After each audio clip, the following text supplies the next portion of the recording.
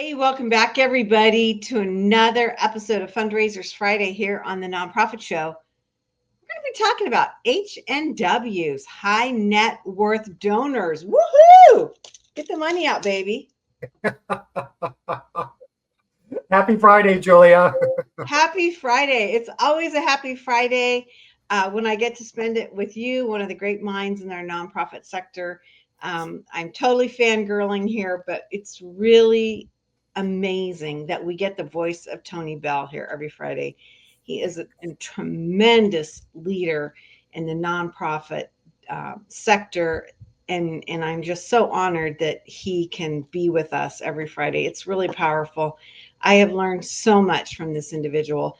And I always say, Tony, privately, I've said to you this many times. If I had met you decades ago, I would have raised millions more for my community because I've always been a fundraiser, not paid, not professional, just a Right. community, send Julia out there, she'll get the check kind of gal, right?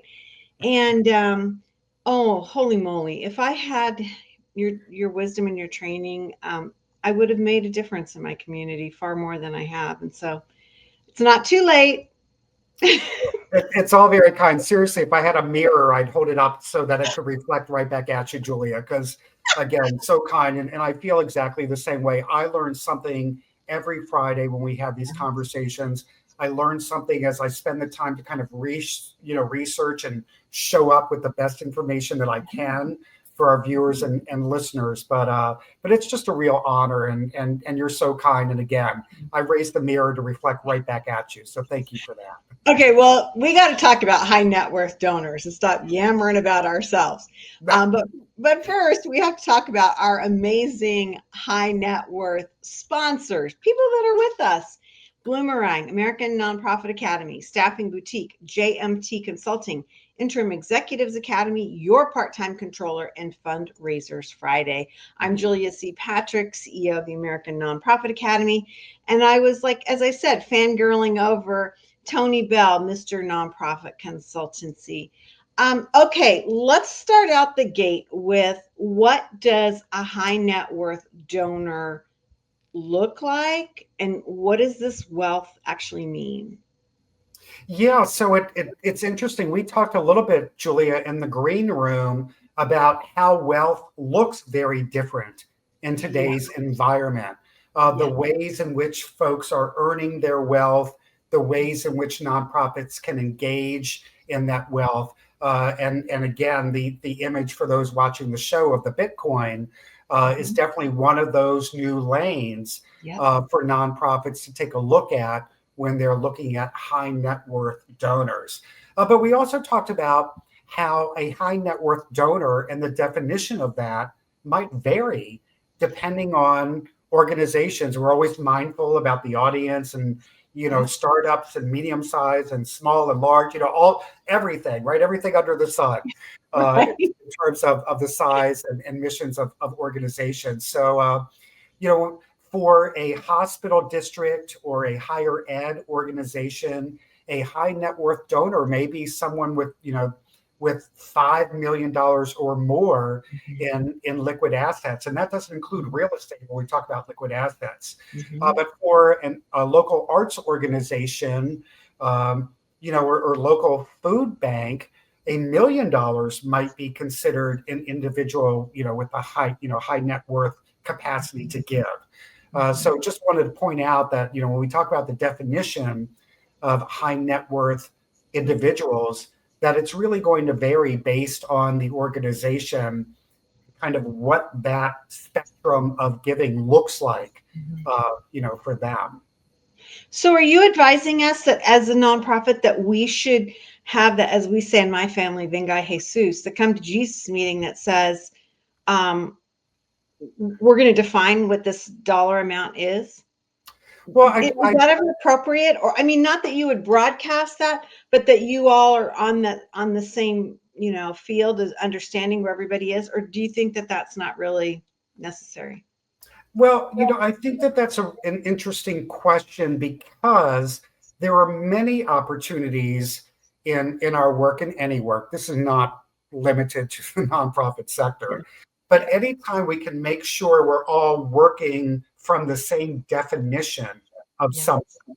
is definitely an asset to the team and the organization. So whatever that might be. But I think that that's a great example, Julia, that in this scenario, having that conversation and really defining what high net worth individuals means, what that means for your organization is really beneficial for everyone. Yeah. It's really interesting because I think too, sometimes we think, you know, we have to use the lens of our own selves, right? And so we Mhm. go by with how much money we have in the bank, how much money we make, how much money we're around. And so a lot of times we can limit ourselves by some of these amounts, right? And so I think it is, I appreciate you saying we need to be kind of setting our lanes here. Not that they can't change, but that, And they're meant to change. I'm so glad that yeah, you said that. I mean, those lanes are meant to change, yeah, and if they're not changing, then there's an issue. Then we right, need to think about why is it stagnant? Why are we not diversifying more? And really looking at widening those lanes right. in many instances. But high net worth donors, I'm going to trip over that. So I should probably just say H&W.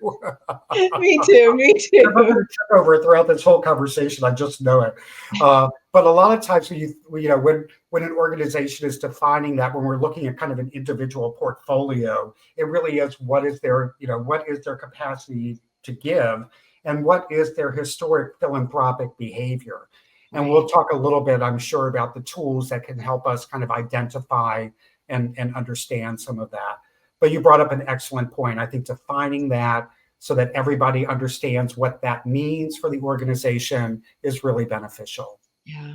Okay, well then let's move into that and let's talk about prospecting, so that we're not just looking at the same suspects, usual suspects, as we say in our community. Because as that first image showed, we had $100 bill, we had a stack of $100 bills, and then we had cryptocurrency, and there's been a new wealth created. It is being created, I should say, Mhm, in our mhm, nation. We know this huge transference of wealth. We're right in the middle of that cradle, where we have different generations definitely receiving the benefits and the legacies of the boomers that are mhm, passing away, that created a lot of wealth in this country. mhm, Then we have this younger group the technology sector, that are highly educated and specialized and on the cutting edge of new technology, where a lot of times that has a lot of reward. So, how do we figure out who some of these new people might be? Yeah, so I guess before we talk about what's new, let's Mhm. talk about what is. And what I mean by that is data mining what What is? exists within your organization. So Okay. taking the time to look at your existing donors Okay. and really, again, just spending the time and using some of these tools that we're going to talk about and looking at your current donor base. Okay. So Okay. Good. before we start, investing a Mhm. lot of time in prospecting and research outside of Yeah. those amazing folks that already care about our mission, let's start there and let's invest time in looking at our current donor base and Hmm. how can we elevate some of those to, kind of this major gift category. So You I know, would start there. I love that you said that, because you know what, Tony? That's not what my immediate response is. It's got to be new. We got to find somebody new. We got to meet people we don't know. And I'm like, whoa, you're right. We need to look at what we have. Yeah, thank you for that. Yeah, and not that we aren't doing that, but again, sometimes we, especially when we talk about labeling Yeah. donors and investors, Yeah. which it's understood why. If we were a for-profit and we were categorizing customers and point of sale and all of that, it would be totally appropriate. So in the nonprofit sector, though, we need to do that as well. And last week or the week before, we even talked about segmentation of donors and why that might be valuable for organizations that have the resources to be able to do that kind of segmentation and what the different needs are based on the level of giving. So, we've talked about all of that kind Yeah. of stuff around kind of the segmentation and all of that. But some of the tools that folks can use in prospecting paths to discover potential H&W donors, whether they're already committed to our mission or whether we are prospecting them to be new donors and new investors for the organization. I did a lot of research on this because I wanted to make sure that I was also aware of some of the latest and greatest, and perhaps even some things that historically I would never have thought of kind of leaning into. One of those that I thought was really interesting, and we should never, and I'm going to be referring to notes because I want to make sure that I get it all right for everyone. And we shouldn't feel guilty. I want to preface this.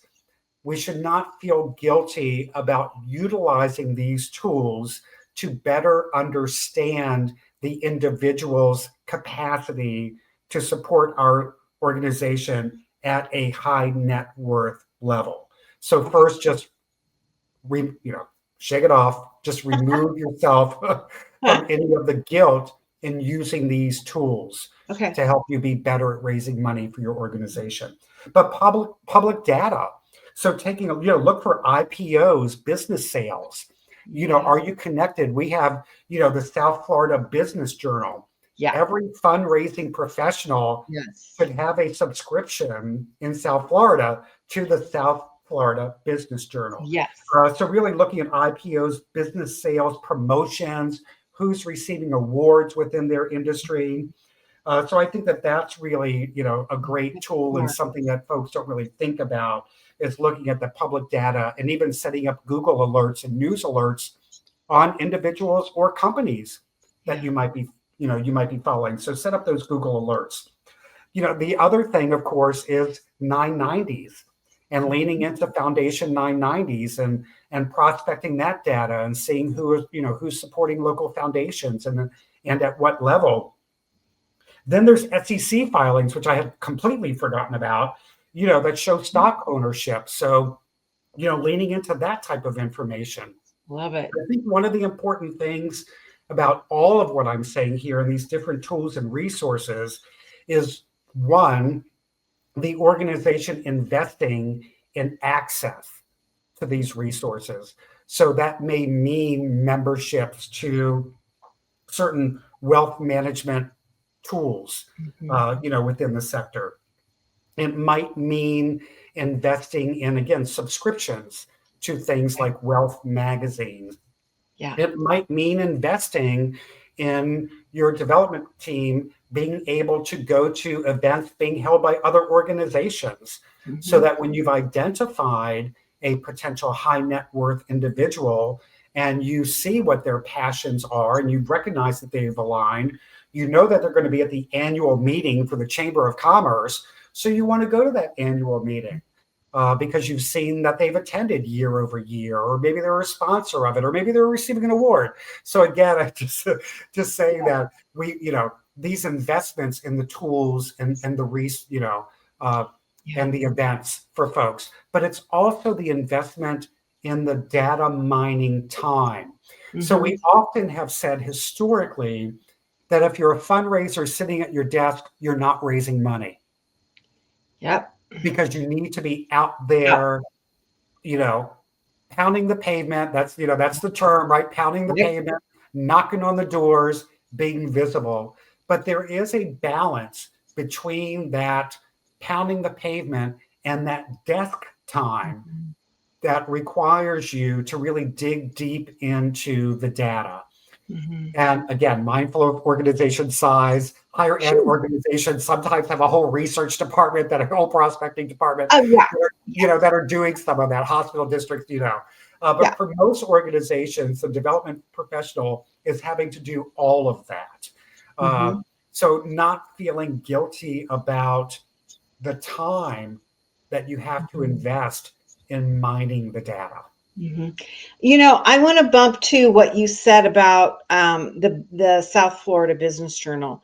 I'm a huge fan of the business journals. There are 26 uh, 26 operating under this umbrella organization. I think they're based out of Charlotte, but Hmm. they're in all the major marketplaces.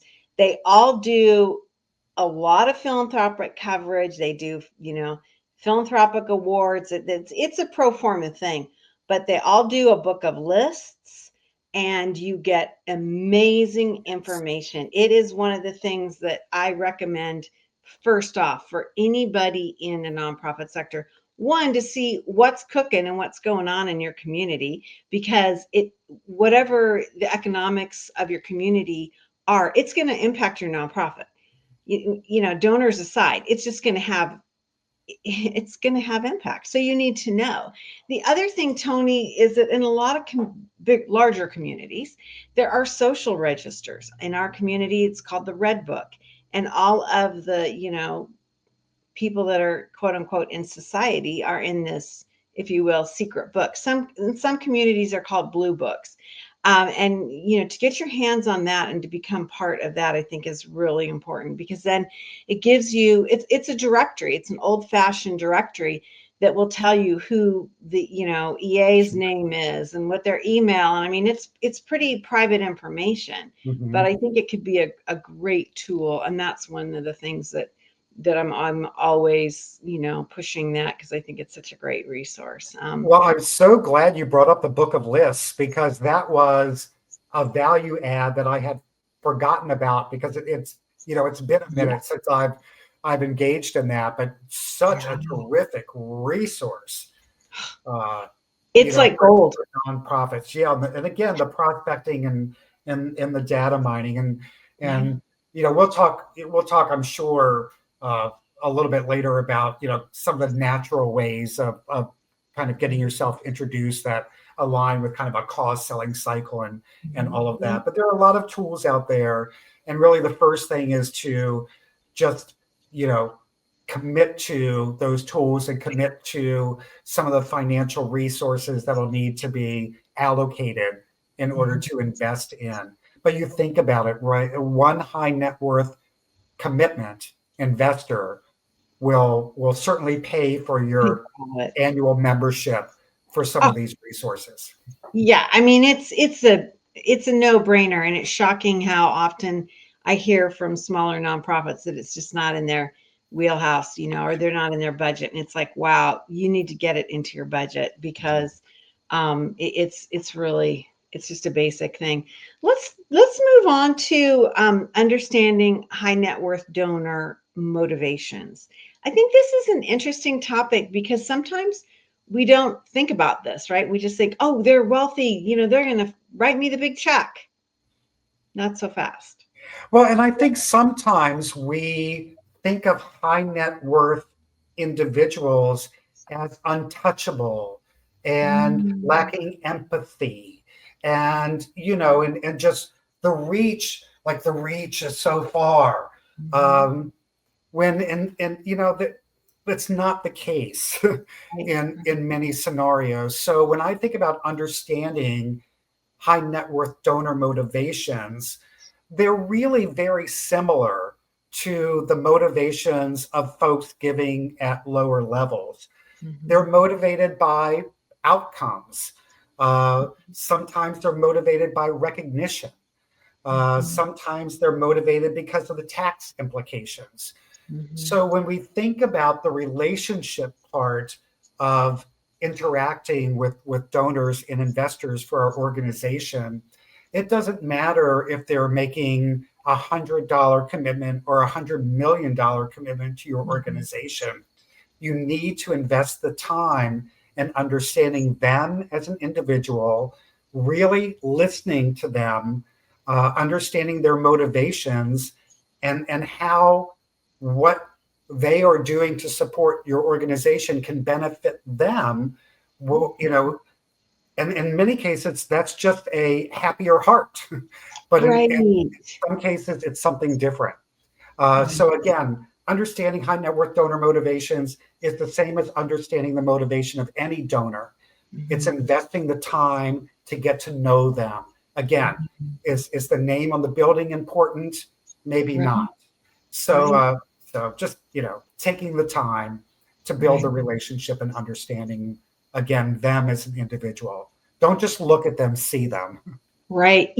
Tony, I hadn't thought about this for years, but the very first $1 million ask I made had to be now almost 40 years ago. And I was nervous because a lot was writing on this ask. And I, in my brain, I was like, I'm going to take him to a very, swanky lunch and we'll meet. And his office called and said, Mr. So and so doesn't want to meet there for lunch. He wants to go to, and I won't say the name, but it was like an old person's like cafeteria. Right. And I was like, oh crap, this means I can't ask him for the money because, this he's not ready or whatever. Or you have And something against applesauce? yeah, and Jello, hello, lest we forget Jello. And so I was just like freaked out because I had this whole thing in my mind of how it would go and everything. And I said to him, I'm just so surprised about meeting here. I said, I was going to pop for a, swanky lunch. And he said, I never had enough food growing up. And I literally led a life of starvation. And so when I come here and I see all this food, it makes me realize how far I've gone and how fortunate I've been. And so for me, this is a place of largesse. And I was transfixed. Sure. I mean, first of all, it was something I'd never thought of. But I'll tell you, it taught me a lesson about Mhm. meeting somebody where they are. And I asked for that $1 million and got it. Mhm. And I was not, it wasn't something that I had done. I was just put in the position of doing the ask, right? But Sure. um, it was riveting, and it changed the way for the rest of my life I Mhm. thought about this, What a right? great lesson. What a great lesson to learn early on. It What a was blessing. it was a blessing. And he was a man that if you saw him at the supermarket, you'd think, Sure. wow, he's living paycheck to paycheck. Sure. And he wasn't. So anyway, yeah, understanding motivation is a powerful thing. Let's talk a little bit about, along this line, not about asking and how we don't just show up and ask. Or do we? Tell us what you think about this. I Yeah. think I know So what you're going to say. yeah, no, I know. So, very rarely are you asking anyone for a gift or an investment in your organization the very first time you meet them. There are Right. scenarios where it happens. There are times where it happens and it happens successfully. But when you look at kind of the data and the averages, uh, soliciting and securing a gift from a high net worth individual can take up to 2 years, depending on the size of the gift that you're looking to obtain. And that's an interesting statistic when we consider the average tenure of a Yeah. development professional within an organization. So the average tenure within a nonprofit organization is less than the time it takes on average to secure a large gift from a high net worth individual, Mm, which is kind of crazy. But we mm-mm. talked about different tools earlier, that you can invest in, but nothing beats the relationships, the introduction, the referral. So, again, when I talked about resources and ways to prospect, certainly your board of directors, any of your existing donors that might be a high net worth donor, you can have the conversation that you're looking to get others that can commit at that same level and see if they're willing to offer referrals to folks that that have that kind of capacity to give. But nothing beats those referrals and those kind of introductions from board members or existing donors. Yeah. It's, you're right about that 2 years. I mean, that number of 19 months is a tenure. That comes from AFP, Association of Fundraising Professionals. Mhm. So this is like a legit concern, and it's not a new concern. It's been going on. Really interesting to give us that lens of the 2 years and cultivating that relationship. I mean, holy moly, that just gives me the chills because Mhm. we don't talk about that enough and we don't recognize it. And I think also it's a frustration on behalf of the high net worth donors, is they're like, why can't this organization keep their team, right? Right. Well, I have had experience with a high net worth donor who had negative experiences with fundraising professionals and invested some of their wealth in creating professional development curriculum to help train Yeah, fundraising professionals to be better at the work that they do. yeah, yeah. So, but when we think about, again, whether it's $100 or 100 million, when we think about the cycle of securing a gift, uh, there are those steps along the way, and Right. especially with the high net worth donor, it's probably going to take a little longer to get Yeah. that one-on-one meeting, right? Where for a lower level donor, maybe you can call and get the meeting in a week. With a high net worth individual, it may take 6 months to get the first meeting Right. on the Right. calendar, uh, Yeah. but it could be done. Right. And I appreciate you saying that because I think it helps to level set what that process is from the perspective of the board member to C-suite all the way down into development, right? Mhm, We mhm. we need to understand what these processes are because if we don't, we get frustrated, right? And then we play the blame game because Well, I it's think unrealistic. It's unrealistic yeah, expectations, yeah, and we need to minimize those as much as possible. right. Absolutely.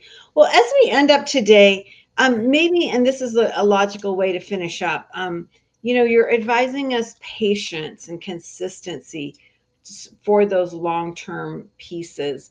Um, how do we do that? I mean, do we keep telling everybody what we're working on? I mean, are we just psych ourselves up? Like, how do we actually navigate this? Yeah, that's a really good question.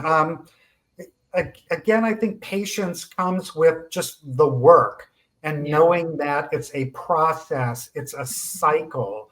If you are leaning into this work and thinking you're going to go to a networking event and just walk up to 20 people and ask them to give you money, it's not going to happen. So, patience and consistency are the drivers that build trust Okay. from donors and trust from the community. Mhm. That's where you get your long-term engagement, is Yeah. through the trust that you created Yeah. from individuals and from the community at large. So just keep doing what you're doing, communicating with just transparency and honesty, uh, but also knowing, and this is also a challenge, I think, for a lot of folks. So the optimist in us sometimes will say, look, I haven't gotten the meeting yet, but I'm just going to keep on keeping Mhm. on Mhm. until I get the meeting. Mhm. Well, maybe a year later, if you haven't secured the meeting, it's time to move that individual to like a different list, for lack of Right. a better term, and just kind of saying that's not really going to happen. And Right. then opening up the bandwidth for other things to happen and materialize. Right. Well, as always, what a great conversation. Thank you so much for unlocking so many new ideas and perspectives that are realistic, that can help us be more successful when we do the hard work and the heavy lifting of fundraising. If you've got a question for us, reach out to us at info@americannonprofitacademy.com. We're on, LinkedIn and all these other social platforms with the Nonprofit Show. Yeah, reach out to us. We're Thank always you. interested in what you're thinking and what you're concerned about, and we'll do our darndest to see how we can help you and give you some ideas. I would be remiss if we didn't mention our amazing sponsors. They include Bloomerang, American Nonprofit Academy, Staffing Boutique, JMT Consulting, Interim Executives Academy, Your Part-Time Controller, and of course, Fundraisers Friday, where you join us today. Tony, as we end this episode, we want to remind ourselves, our viewers, our listeners, and our community in the nonprofit sector to stay well so you can do well.